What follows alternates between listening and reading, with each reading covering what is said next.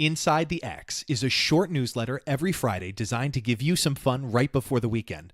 It'll include links to blog posts, articles, books, quotes, and recent purchases I've made. Everything is handpicked to add value to your life. To join, email entertainmentxpodcast@gmail.com. Good morning, Vietnam! But it ain't about how hard you hit. It's about how hard you can get hit and keep moving forward. To infinity and beyond! Some people without brains do an awful lot of talking, don't they? It's classified. You talking to me? I could tell you, but then I'd have to kill you. I can't lie! Expecto Patronum! Entertainment X. You never know what you're gonna get. For this episode, I sit down with Jessica Genick, and we have a wonderful conversation about the journey of her life and the path she took and experienced all the way to producing musicals on Broadway. We talk about her lessons learned, what she's created, particular moments in her life where she learned valuable lessons, and so much more. So I hope you enjoy this episode and keep on keeping on.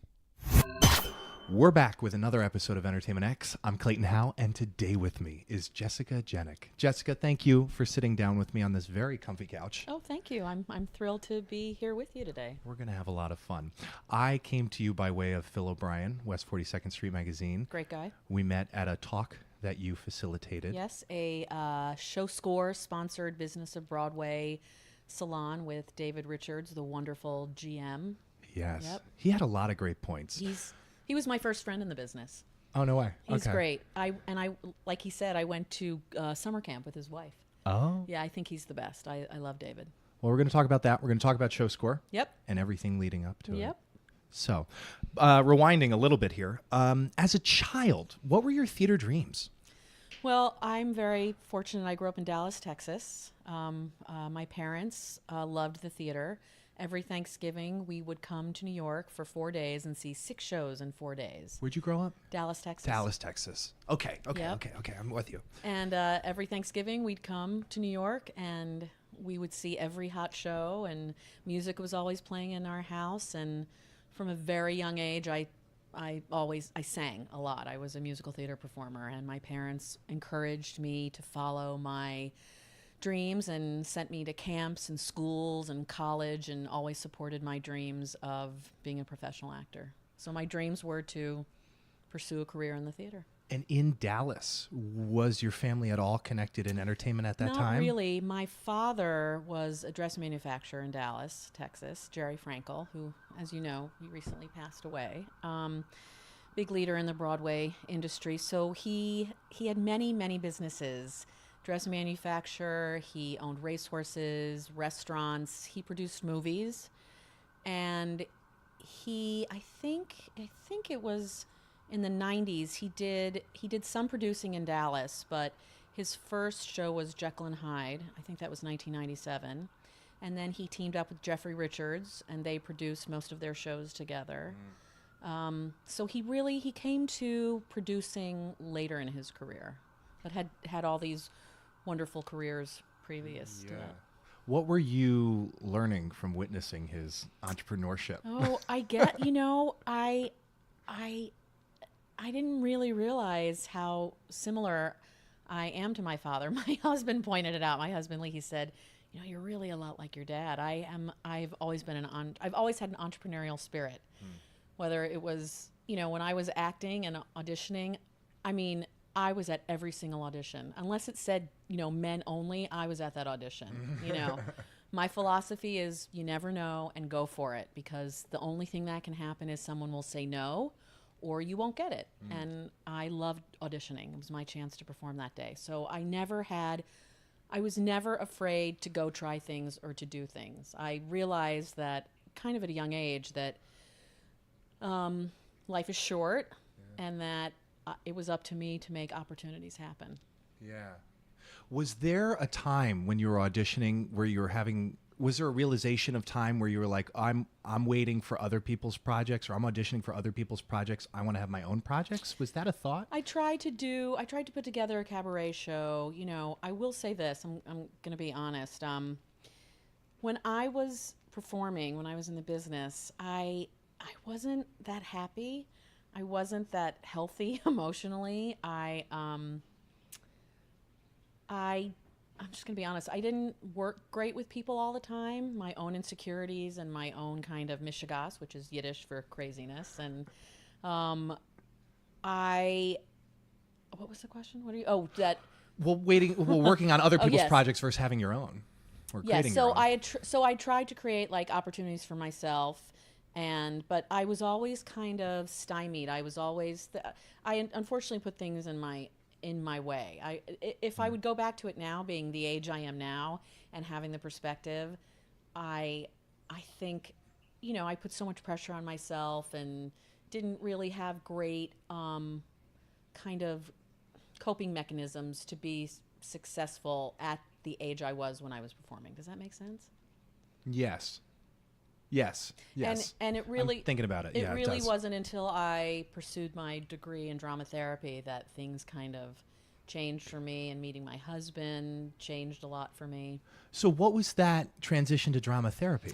Why drama therapy? Well, it happened really quickly. I was at the Goodspeed Opera House doing On the 20th Century, and I was introduced to my husband. My sister walked into a furniture shop in New York City, and she liked the woman who was helping her. And she goes, "I like you. Do you know somebody for my sister? You know a guy for my sister?" And the woman was like, "I do." And I was introduced to Lee, and that was I met him when I was at the Goodspeed Opera House, and every day off I would, come Sunday night, the last show, I'd get everybody in the car to go back to New York City, and I'd get home at 11:30, and he'd meet me at midnight, and we'd spend my days off together. It was great. And I realized, though, that I wanted to be in town more. I wanted to be with him. Yeah. And I'd recently just kind of realized that I was ready to meet someone. I was in my early 30s by then. And I wanted to stay in New York, and I didn't want to work so much out of town anymore. And I made a decision. I said I've always been interested in drama therapy. So I made that decision and then the next morning I was enrolled at the new school for their certificate program. The next day I enrolled, once I make my mind up. And then that got me to the master's program at NYU, which was really life-changing. Yeah. Why was it life-changing? So, I had to be in therapy, which was super helpful. And the way in which the methodology that I studied was very experiential. That's kind of what I related to. It was called developmental transformations, which is using what's happening in the moment to address kind of what is going on in your life. It's very improvisationally based and kind of just picking up on what's happening in the moment and, exploring issues that are very immediate and that come up in the room. So I was in therapy, and then after I got my master's in drama therapy, I created theater arts education programs and took them into the schools. Again, I was seeing a show at Vital Theater Company with my kids, and I was like, I want to do programs for these folks. So I emailed, and the next day I had a meeting, and then I started teaching with them, and I was a teaching artist all over the city, and I would bring programs into schools that were a combination of what I learned as a drama therapist and as an actor, and I created these programs. And because of my work and my education as a drama therapist, that helped me go to the next part of my career, which was as a theater educator. Okay, so a few questions. Sorry. When did no, this is great. When did your family kind of migrate from Dallas up to New York at any point? No. Or is it just you up here now? I have a sister who lives in Long Island, so we both wound up on the East Coast. Okay. My parents were in Dallas. My mother passed away in 2007, and then my father split his time between New York and California. His homes were in Texas and California, and spent a lot of time in New York. And but it was me and this. I moved to the city in 1992, and I've been here ever since. Okay, so then becoming you called it a theater educator. I was yes. How does that? What was the differentiation? What had that differentiate between drama therapy? to Well, I being- worked as a drama therapist in a hospital, actually. My first Okay. job after I graduated from NYU was at North General Hospital, which was in a locked inpatient MICA unit, mentally ill, chemically addicted population. I mean, I had keys. The patients were locked in the ward. Yeah. I mean, I could only enter when I had my key. I cannot believe I did that job. I cannot believe it. Why did you do that job? Because I wanted to work. It's that same thing. Okay. I wanted to work. I've always worked. I've always had jobs. I went to school to be a drama therapist. Yeah. And by God, I was going to work as a drama therapist. And then I got pregnant with my twins, and it was not a safe environment. Yeah. So I gave my notice. Okay. And then I had my kids, full-term pregnancy with twins. And then a couple of months after they were born, I started teaching because I just wanted to work. And then teaching a lot, and then I got into producing. So how did that transition happen from teaching to producing? Was it It's my father, Jerry. you were like Frankel. seeing him do it, and you're like, I want Well, to do it. he would call. He'd say, Jess, I can't go see this show. Go see this show. What do you think about it? Or with Spring Awakening, which we did, he called me. Goes, I can't get to the Atlantic. Go see Spring Awakening and let me know what you think. Should I do it or not? So Lee and I went to go see Spring Awakening, and at intermission, I called him and I said, you must do this show. Yeah. So my track record was pretty good. So we were talking one day, I think it was a Tuesday, we were on the phone, and he said, you know what, you should just come work with me. I was like, really? So I hung up the phone and I called my husband. I called Lee. I said, what do you think? He goes, well, that's a no-brainer. So the next day I quit my job, and then I started working with my father, which was, the greatest gift ever. Yeah. There's a lot. I have a lot of questions regarding that. I Sure. love this phrase about what you keep saying is the next day. I love how everything's Oh, it the does next happen day. the next day. But you know what? It's true. Yeah. It's true. Because once I make up my mind to do something, I go. Was there ever in your life mental blocks when you come up about wanting to do something, or is it just I don't think all the so. way everything? I mean, going for it. A polite way to describe me is, I'm a little I'm impulsive. Yeah. Not always great. I accept that about myself. I have a lot of energy, a lot of enthusiasm, but once I make up my mind, once I know, Yeah. and I do not second guess. So your impulses, though, are good. I mean, to see Spring Awakening and to realize that, some people see it and are like, the first time I saw it, I wasn't sure what it was. I had to go think about it and see it again and, do research on it and put my mind around it. And at intermission, you're like, yeah, this is it. Oh, yeah. We knew. Yeah, So yeah. what is that? The same thing with Hair in the Park. Oh, yeah. Jerry, my dad couldn't get up to see it. He was in California. He goes, go see it. What do you think? And I was like, you must do this. You just know. Yeah. Yeah. But my track record's been, my instincts are pretty good Yeah. about what will work. Where does that come from? I Does don't that come know. from anywhere? Well, and not all the shows I've produced have worked, so I can't make a blanket statement. Where does that instinct come from? Yeah. Just taste and working with my dad and being in all those rooms and all those meetings and all working in the business. Yeah. Yeah. Yeah. What did your parents teach you about work ethic? Well, my father certainly was always working, was always creating. My mother, while she didn't have a quote unquote job, did a bunch of volunteer work. So I always saw them being interested in things and doing things. I've always wanted to work. I had a desire and a passion to be on stage. And I knew the only way that I was going to work was if I put myself out there, is if I went to the auditions and prepared. I was in charge of that. So I just did it. And Yeah. I'm just going to share this with you and all your listeners. Something big happened to me in my life when I was 21 years old. I studied at Syracuse University, and in the fall of 1988, I was studying with my friends over in London, and on December 21st, 1988, my best friend, who was my roommate, and many of my classmates were killed on Pan Am 103 that blew up over Lockerbie, Scotland. They were on, yes. You didn't know that. I'm surprising you. You are. Yes. So at a very God. Yeah. That was 30 years ago. It was 30 years ago in December. Yeah. So that event really shaped my life. I kind of think of my life as pre that event and kind of post. And I knew then that, life is short and I better make the most of it. I better do everything I can to get what I want and to do what I want and to go for things. Was any of that spiritual or religious, or was it just a perseverance? Perseverance. This is just what I'm I going think to. I was always very persistent. Very. I mean, I think probably out of the womb. I mean, I think that's true. I would say that's a definite characteristic of who I am. Yeah. But when that happened, it was big for all of us. But I realized, oh my God, it can be over in a second. Yeah. So I might as well make the most of it. And I would say that has propelled me forward towards everything. Like with Show Score, I love the company.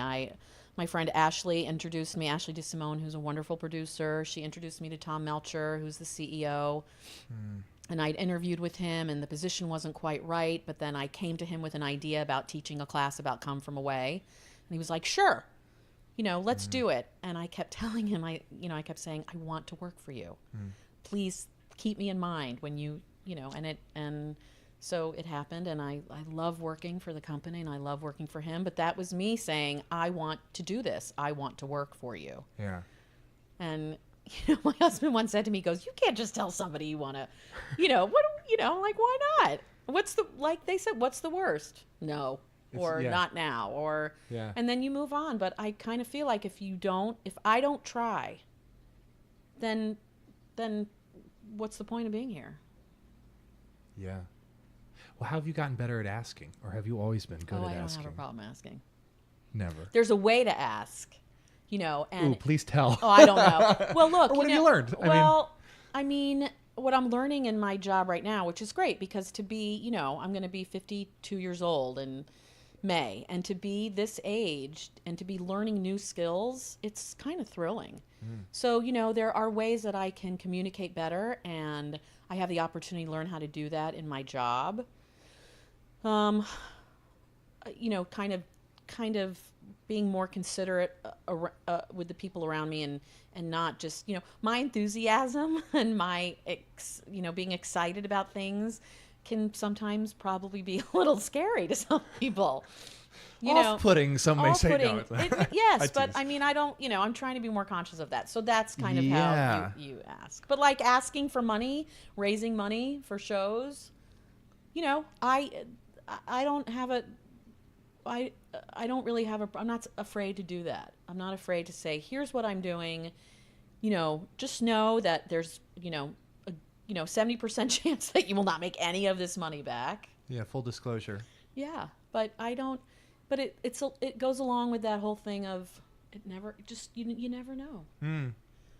Yeah, and well, I ask you about what you've learned on asking, because there's a lot of performers that listen to this, and there is a stereotype among performers that they're not good at asking. They're good at putting themselves out there, but they're not good at asking for opportunity. Now, the ones that do, I think, work regularly, but there are some that, before I started this podcast, it was difficult for me to ask someone, ask for someone's time, or ask for, and to me, it's like a muscle. It just gets easier. Like, this is what I'm doing. It's real.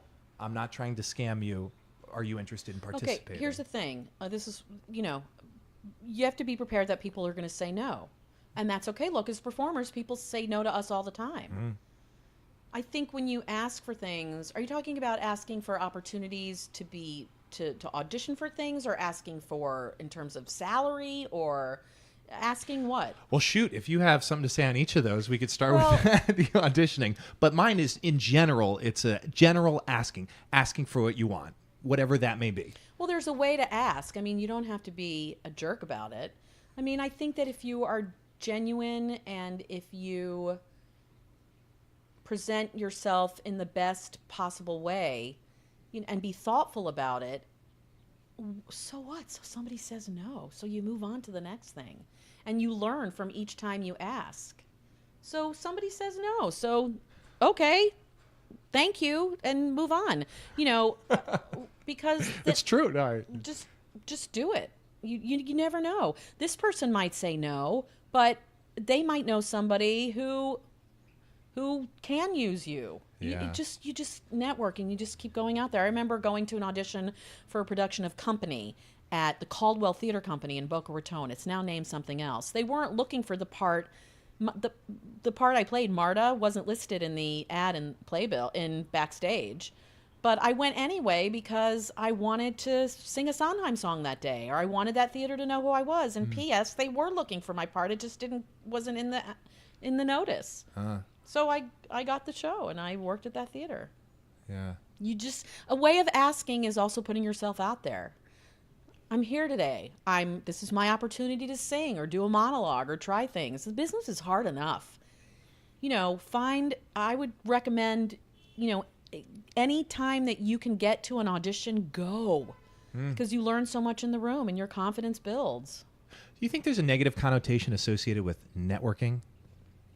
Well, what would that be? Well, I see that I asked this question because, and I don't know how or why, but we're tailoring this towards theatrical performers. Okay. It's the phrase of like, oh, it's who you know. It's who you know. You can go to things, but people hire people they know. Well, how do you know more people? Well, you meet more people. Well, that requires networking. Well, that doesn't feel genuine. Like these are the things. Well, too bad. I mean, it's part of the business. Networking doesn't have to be like, a bad word. Networking is going to an audition and somebody seeing you, and while it might not work for that particular role or that audition, you might see that casting director or that assistant again. And the more you get seen, the more people will, know who you are. And I'll tell you, I mean, I did not do this. I'm going to be completely honest. I mean, your audition starts the minute you walk into the building. And it's who you're talking to and the way that you're presenting yourself. Look, people want to work with people that they know. But if you are somebody that people want to work with, then it will just get other jobs. I really believe that. Networking is showing up to the audition, is, being in touch as much as you can. I mean, people don't write thank you notes anymore, but I do. Yeah. Being appreciative and networking is making those connections, whether it's in a class or at an audition or waiting for your turn to audition. That's just meeting people and putting yourself out there and being interested in other people. Being interested in other people. People like to talk about themselves. Hello, I'm right here. I'm talking to you. People want to, I hope want to help other people or share what they know.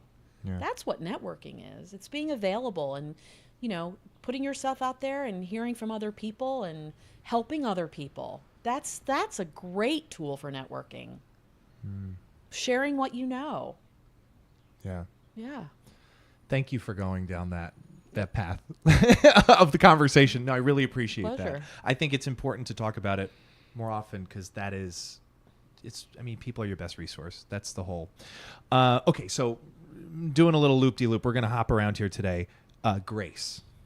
Yes. Your first producing credit. Yes, and that came courtesy of my father's introduction to Debbie Bisno, who's a great producer. She's doing Frankie and Johnny. And Kristen Kasky I worked, who, was with Fox and now is at ATG. That was a great team. That was my first show, and I learned from those wonderful women. Great group of women. Amanda Dubois, Stella LaRue, we all worked together. And that was my first introduction. And I was so lucky. And then being in every room, wherever, I was really lucky because I represented my father. So whenever he was supposed to be at a meeting and he couldn't make it because he was out of town or that, I was his representative. And I just sat in those meetings and learned as much as I could. And my main job when I first started out was to represent Jerry, my dad, in the best way possible. That was my main focus because I wanted to I had another chance at a career in this business where I could I wanted to have a good reputation. I wanted to work well with others and play well with others. That was my intention, and then it just became a habit. What did you witness among them in the meetings? Were there lessons, Oh, yes. standout interactions? Oh my, yes. Where to begin? Well, I'll tell you, I learned a lot of what to do, and I learned what not to do. Yeah. Okay. Being in certain rooms. Yep. Does operating from fear work? I don't know, like what not, what you would learn, because I know there's different tactics of like being kind or not being kind, and I was reading something about James Cameron today, and it was really interesting to hear his interactions on set. That's a New Yorker article. It's very interesting, but that's why I'm curious, yeah. I was really lucky. I've worked with really talented producers and creative teams, and I've been lucky to work with some great people, and I just I observed a lot, and I saw what I was able to see. For me, I could take away, oh, this is how you talk to somebody, or this is the right way to behave. This is not such a great way. I don't really want to do that. Yeah. Are there standout traits that you took from your father or other producers So here's that the you thing. use to this day? And I really, Jerry was a businessman first. I mean, he was really beloved in this business and so well respected. I hope I don't cry.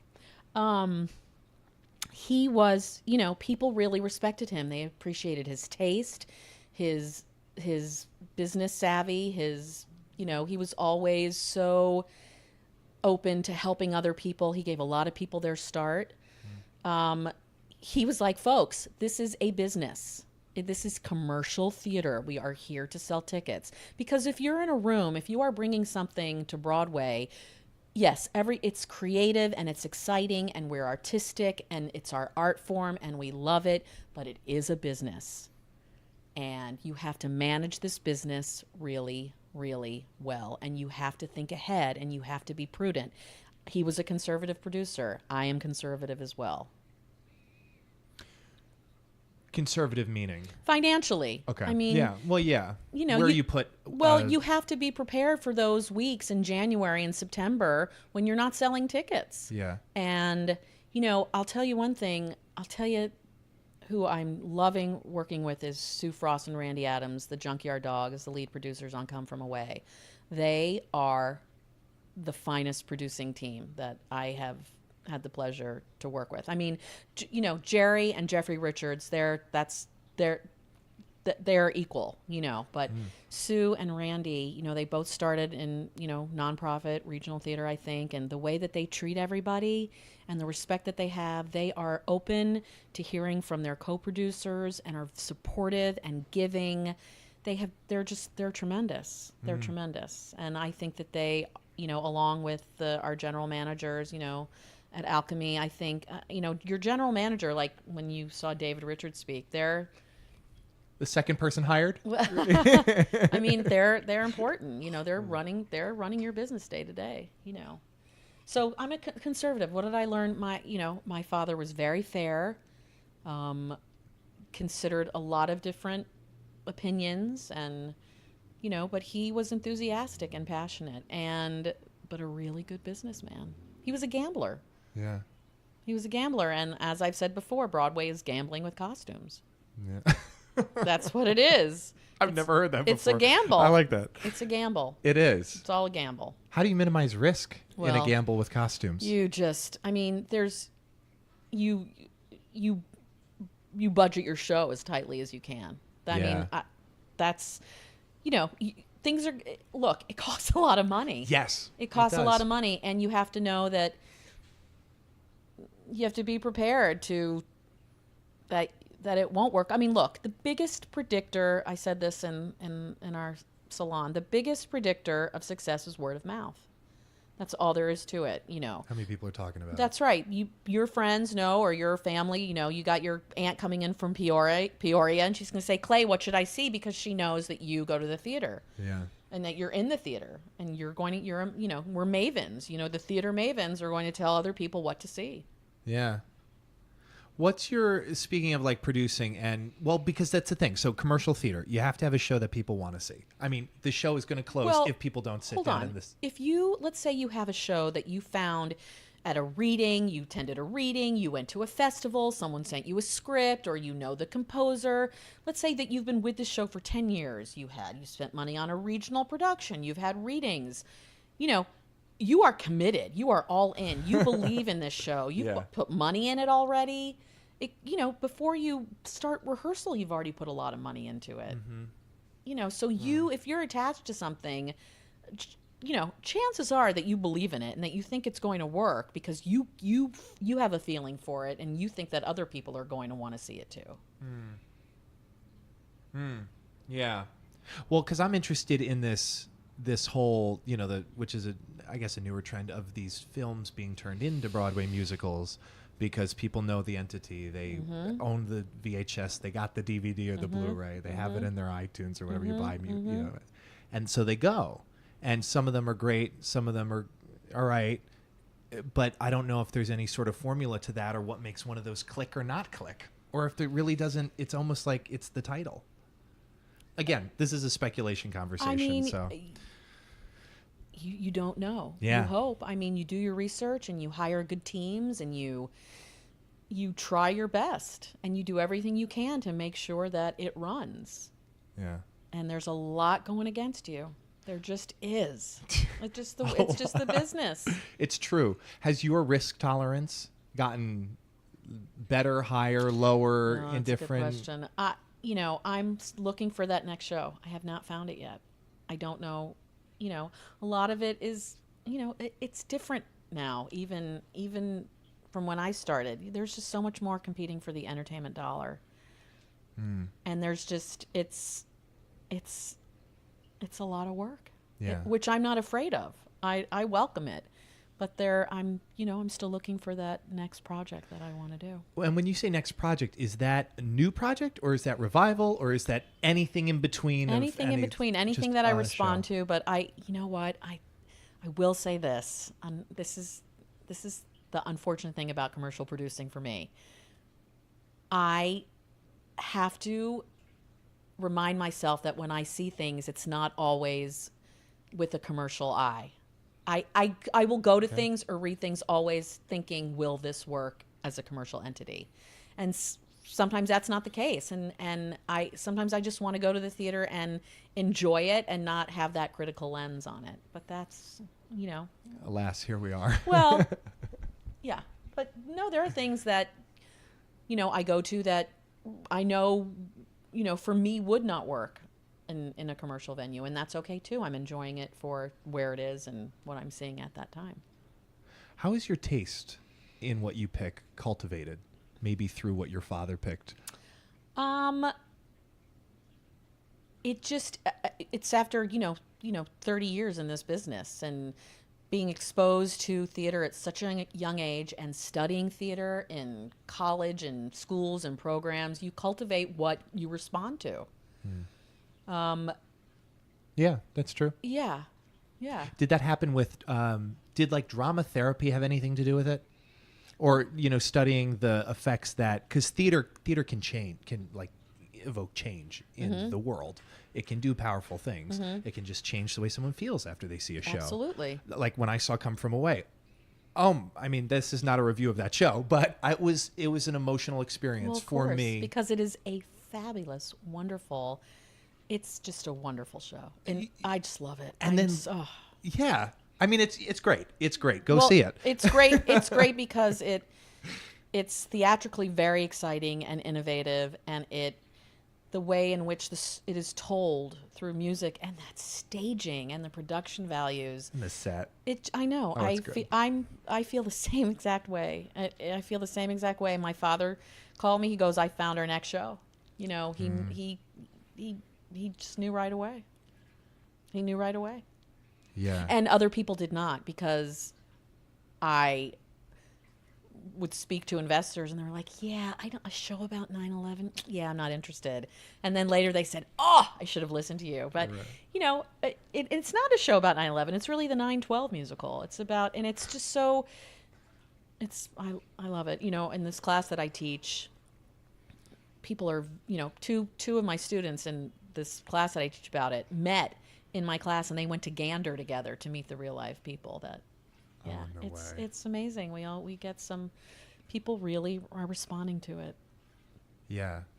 And it's not on the nose. Like you said, it's not 9/11. It's Right. like 9/12. Just the storytelling, the way that it's told, and the score, and it's tremendous. I want to cover a little bit more on human communication. Okay. And what you learned, maybe going back to Grace or subsequent shows following. Mm-hmm. Do you have any stories that stand out in your mind? Like where you learned a lesson ones on that it? I can tell? Yeah. That hypothetically don't involve you or anyone else. No, I have some stories. I remember I was talking to a fellow co-producer. Hold on what show was it? I can't remember what show it was, but the way in which I communicated my feelings to this co-producer was not appreciated.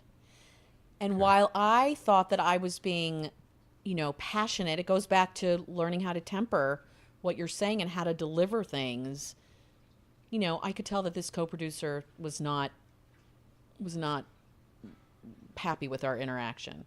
And I later apologized, and, I realized that the way in which I communicated my feelings about a certain issue was not the best way that didn't happen a lot, I have to say. That did not happen a lot. I think that was the only time that, and I had a negative kind of feeling around that, because like I said, I really wanted to be very thoughtful in how I presented myself in this business. Yeah. I had witnessed this past year a conversation between two people. One of them, so person B had wronged person A, flat out wronged him. Okay. And person A went to the balcony, took a breath, came back, and it was almost like they weren't wronged as they began to communicate how they were going to proceed, from that moment. And I was like, holy shit. That is like, if you can control your emotions when you know you're right, whether or not you're right. I like person A. That was great what person A did. Yeah, but that's not, that is like cognitive presence. That's not a reaction. That's a response. Well, that's someone being very thoughtful and figuring out how to move forward. Yeah. Yeah. So that's why I'm always so interested in those stories. I don't know. Yeah. Yeah. I don't feel comfortable sharing things that happen in certain rooms. I will never do that. And I will never speak badly or ill of anyone. It's just not going to happen. Yeah. I'm not looking for that. No. I know. No. But in terms of things that I've learned, I've learned a lot about, the right way to treat people and the wrong way to treat people. Yeah. Does kindness always win? It should. And in the long run, it does. I love your honesty. Yeah, it does. In the long run, it does. Yeah. Yeah. Go ahead. Sorry. No, I'm just going to change the topic. So Go. I don't know if you understand. Rejection, failure. What have you learned? Well, you're not always going to win. Uh-huh. Being an actor for many years, I was told no so many times. Are you the type of person that can continue on? I remember being devastated when I was close to a role and didn't get it. Devastated. I was younger also, and how do you bounce back from that? What is your support system? Yeah. How do you keep going? And you just keep going. you build, you toughen up. I will say this, in my post-performing career, I had a job interview for a theater-related company. Not show score, it was before show score. Thank God, because I learned a valuable lesson where I was not prepared for the interview. And I was not prepped. I didn't know. I thought that I had done the necessary work, but I wasn't even close. And I will never forget that feeling being in that interview of just absolutely bombing and failing. And after that, I vowed to myself I will never be in this situation again. So that, I was rejected from that. But I learned from it. Yeah. Yeah. Have you gotten better at, well, not even know gotten better at, but you let me know, with your persistence, is there ever a time where you're like, time to let that thing go? Whatever I'm working towards. Does that come up? Or are you never actually persisting after things that you shouldn't be letting go? I'm kind of relentless. Yeah. I don't know if I'm the best person to ask that question. Okay. Yeah. No. Yeah, I'm relentless. Yeah. And I keep at it until I get what I want. Yeah. Oh my God, I just said that out loud. No, but, I mean... No, but sometimes people will say no, and then you just have to move on. Yeah. Well, it's like, and I saw this in like Mary Poppins Return, a great line, everything is possible, even the impossible. And that's like, oh, how powerful. That's great. But then it's like when things actually look impossible, to keep persisting through it, well, you have to, is like, yeah. Wow. What do you mean? Just like if you're like, I don't know, this is completely hypothetical. You're working on a project, you're raising X amount of dollars, not anywhere near what you need to raise. Guys, maybe we should just return the money and stop. No, I know the money is out there if we really believe in what we're working on. Oh, okay. Et cetera, et cetera. I'm not going to tell you what show, but there was a show definitely that should not have moved forward. Okay. I'm not going to tell you which one. Yeah. And I made my sentiments known. I said, we should not move forward. And we should not have moved forward. Okay. But sometimes it's out of your control. You have partners. You have people. It's just not always your decision. It's not always your decision. No. It's not always your decision. Is that your gut that tells you those? Is that like just an internal instinct, trust? Gut, doing some research. Yeah. Yep. Yeah, I'm always so interested in where like taste comes from, cultivating taste. Everyone has different preferences, but you notice some producers' preferences are really great. Well, it's interesting. Tom, our CEO of Show Score, he says that there's a show for everybody, even if it didn't, even if the reviews weren't that great. And that's why Show Score is so great, because you have, our member reviews. Members are talking about what they think of what's going on in the landscape. And these are real, passionate, theater savvy people who care about theater, and they are able to express how they feel about it. And that's great. There is a show for everybody. You may not like it, but somebody will. But, unless you are selling tickets to your show, unless you are making your nut every week, you will close. You will close. Yeah. There was an interesting conversation brought up at the general managing salon we had. With David? Yeah, with David about, opening a play in like a 1,300 seat theater versus a 400 seat theater. And when or why would you choose one over the other? Well, it's, where will like we also spoke about, musicals are going into playhouses, the smaller, more intimate. But you manage a 400-seat house very differently than a 1,300-seat house. It's all about the pricing and figuring out the recoupment schedule and how and you're going to sell your tickets. Yeah. Yeah.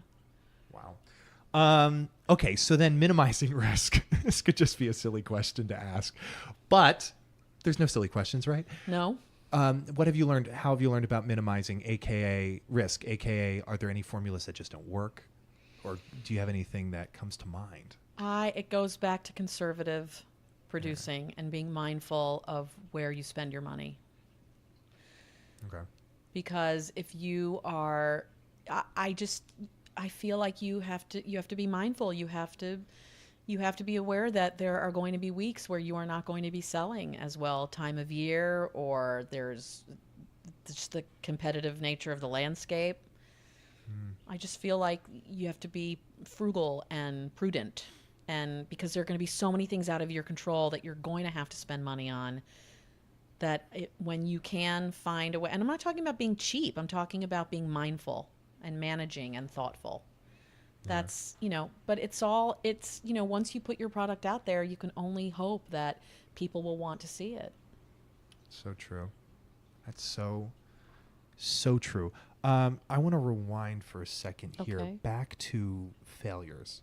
Do you have a favorite one or a parent one that set you up for success? Does anything come to mind? Sorry. You're fine. That's my daughter calling. That interview where I was not prepared. Oh my God. There have been auditions that I once went in to an audition for, it was a country musical. And Okay. they needed a country song, but I wanted to be funny, right? So I sang the song crazy like a mental patient, and like I made faces and had tics, but I didn't fully commit to it. So the people behind the desk just thought that I was just crazy. Nope, really, because I made a choice to sing the song crazy like a person who was crazy. But like I said, I didn't fully commit, so I just looked like an insane person. That didn't work. I remember one time auditioning and being, oh my God, being in line to audition, and I had an idea of what I was going to sing, and the person, oh my God, I haven't thought about this in years, and the person who went in after me, she goes, "Oh, you shouldn't sing that." I was looking through my book, I'm like, what should I sing? You shouldn't sing that. And I was, sing that, and it was the absolute incorrect choice.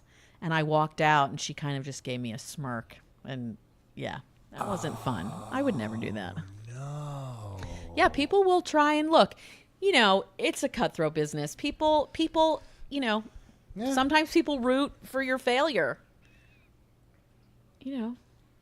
A show's going to close. That means that your show can come in.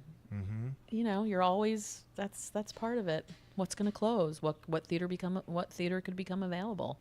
For some people, that's a big part of it. Yeah. What has, in terms of negotiating, are there standout philosophies or principles? Well, that's almost things you live by. Well, that's why you have that's why you hire a general manager that you trust, because they're going to be in charge of taking care of all of that. Right. Okay. Yeah, I mean, David talked a lot about that too. He did. Yeah. That's why it's just so interesting. I mean, I had no idea how much a general manager does. Oh my God, they're so important. Full disclosure, I had no Yeah. idea, and I have a feeling many people don't. Yeah. That he's really. Maybe you should have David on I your should. show. Oh, look. Sorry, David. Here we go, David. David will listen to this and then be like, no. I love him. He's great. He is. So, with Show Score, how did that come about? So I talked a little bit about it. My friend Yes. Ashley DeSimone, who is a producer, we met on Disgraced, wonderful play. We were both co-producers on that show.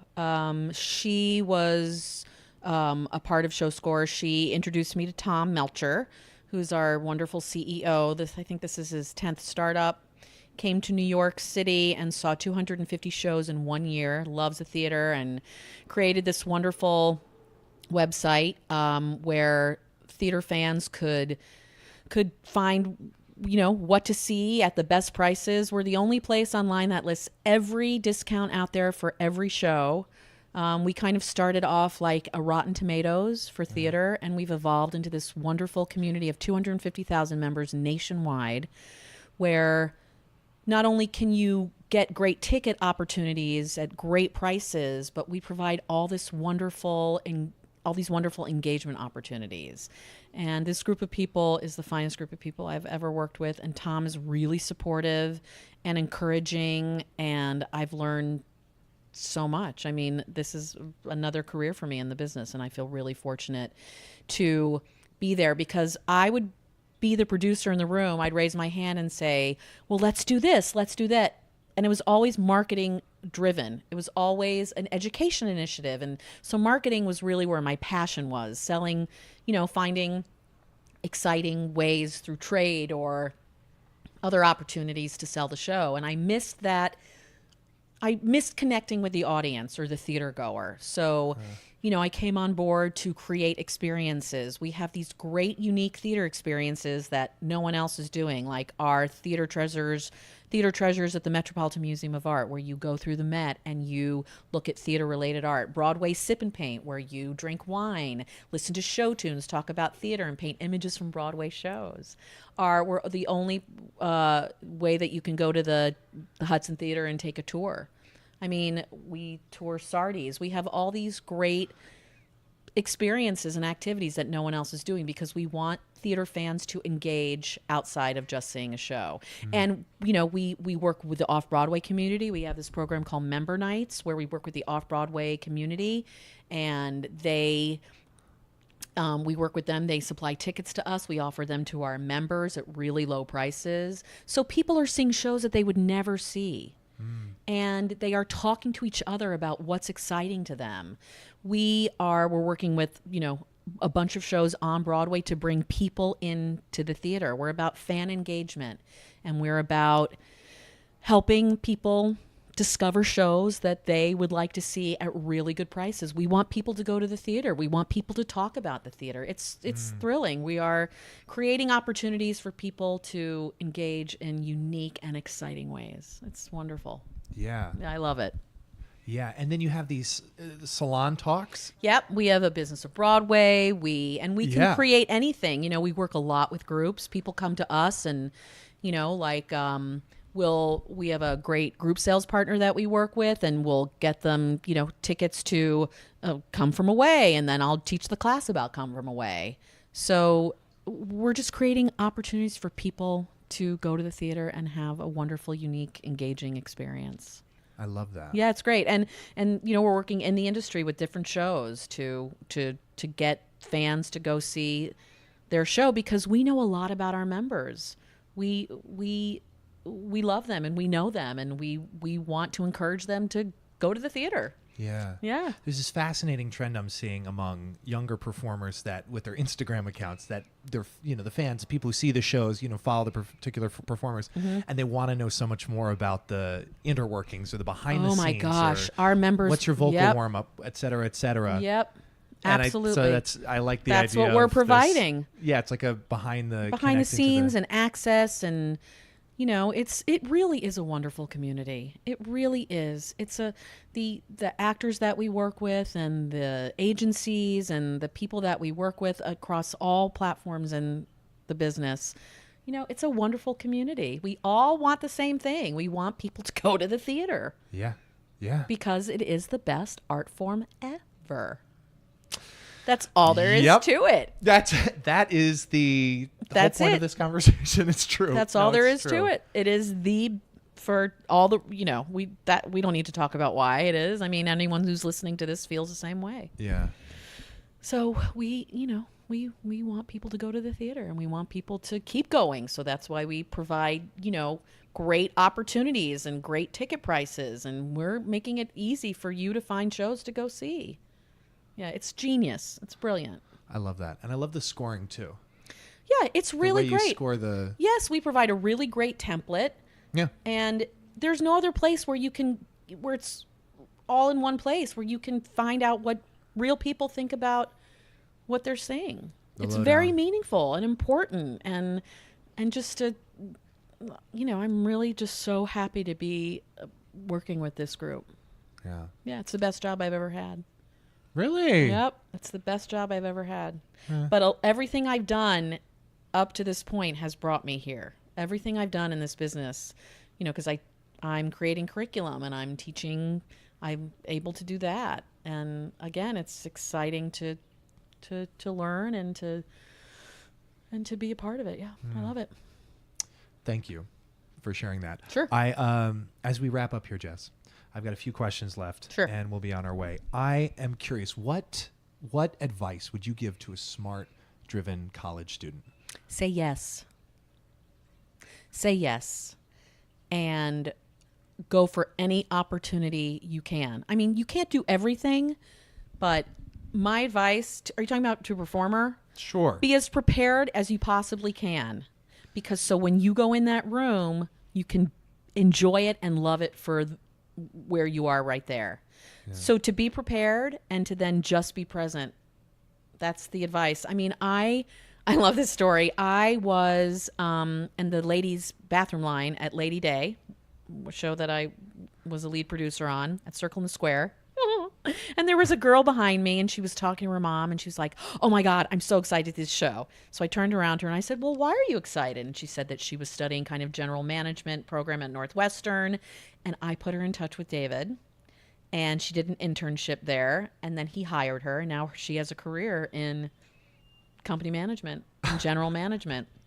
In the downstairs bathroom. That's right. So for her, I love that story. for her, she was like open to. She was like, okay, here's this crazy lady who, because I will talk to anybody, and anybody who's listening, if you want some advice, or if I can help in any way, contact Clay, and I'll talk to you. I feel like it's really important. I want to help as much as I can, whether it's in the business or if somebody says, your hair looks great. Where'd you get your hair done? I will right then tell them where to go and who to see, because I want to help as much as I can. So I feel like, be open and, be careful, but, you have to have some common sense. But but to somebody young, I would just say go for it. Go to every single audition you can. Yeah. And meet as many people as you can, and to be open and to say yes and to be professional. And as soon as you walk in that door, be present and let them see the best that you have to offer. I mean, I know it's hard. And I screwed up a lot. I wish that I would have done certain things differently, but that's okay. You learn and you go on. But I would just say in any business, and ask for help. Ask, because like I said, somebody will say, no, thank you. No, I don't want to help you, or I can't help you, or they won't answer your email. Right. But you just keep going and you say, can you help me with this? I have a question. Do you know someone who? In any way, ask. Ask. It's okay to ask for help. Yeah, it is. It's okay to ask for help. That's a great answer. Oh my goodness, that's great. I'm gonna keep moving. There's just so much I could add to it, but you've really summed that up really I'm well. glad. I'm so glad. Do you set goals? Do I set goals? Well, they're kind of set for me at work, which is really helpful. Okay. It's great. So goals are set for me in my job, which is great. Do I set goals? I think I do. For me, it was just to keep going, to keep working, to learn as much as I can. Yeah. I mean, yeah, as a parent, I have goals. As a, I do set goals. Yeah. Yeah. Do you watch like a lot of documentaries, films, read a lot of books? I read. Anything? I do. I read a ton. Ooh, what are you reading? Well, no, I mean, or what have you read? Or no, well, I'll tell you, my favorite book about theater is Razzle Dazzle, Michael Riedel. Okay, yeah, I love that book. Yeah. But like, I read anyway. Like, I try and do things to I love going to museums. I love to read. I try and feed myself creatively in that way. Yeah. Is there a word or a phrase that you'd put on a billboard for millions of people to see metaphorically? Does anything come to mind? Go for it. Go for it. Yeah. Jess, I can feel that you have been and are continuing to go for it, and I really appreciate you taking this time to chat with me. It was fun. Thank you. Good for you. I'm really happy that you're doing this. Isn't this exciting to you? Yes. You love this. Yes. It's the phrase of go where you're celebrated. This is being celebrated, and it's a nice feeling because I'm like just going to it even further and even more. But I think that's great. You wanted to do this, and you're loving it, and you have a great mellifluous, that's the word, right?